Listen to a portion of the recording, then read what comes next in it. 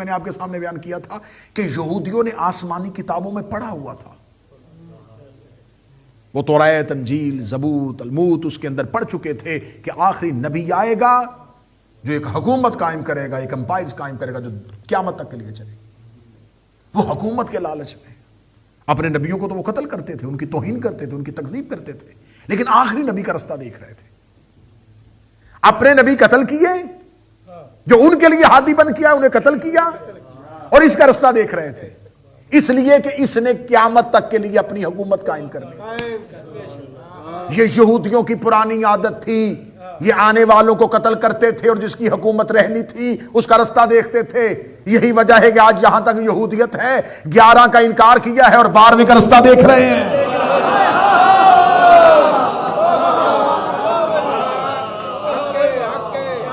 11 اماموں کو نہیں مانا،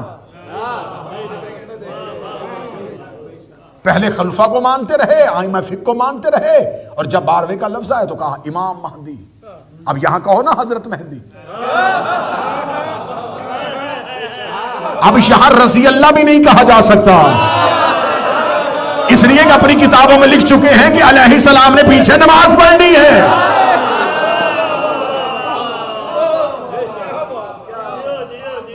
اب یہ محبت امام میں انتظار نہیں کیا جا رہا، انہیں پتا ہے کہ اس نے حکومت قائم کرنی ہے۔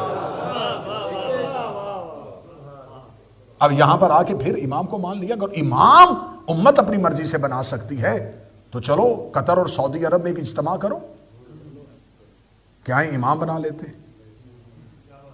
تو جب تم آخری اپنی مرضی سے نہیں بنا سکتے،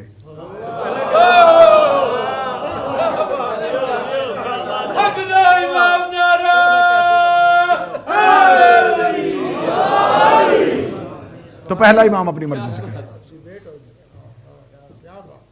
رسالت امام، اب یہ یہودی جو تھے، یہودی آ کے آباد ہو رہے تھے، اور یہ ان کا مرکز یمن تھا، یہ یمن میں رہتے تھے۔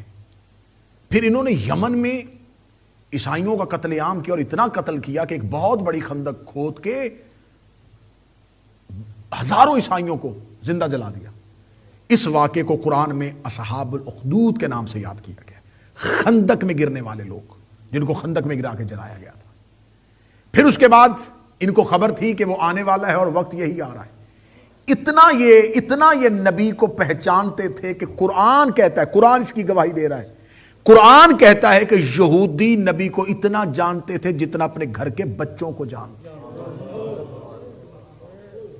یہ نبی کی نشانیاں اتنی جانتے تھے کہ آپ نے اپنے بچوں کو سلیبس میں پڑھایا ہوگا، یا آپ نے خود اپنے بچپن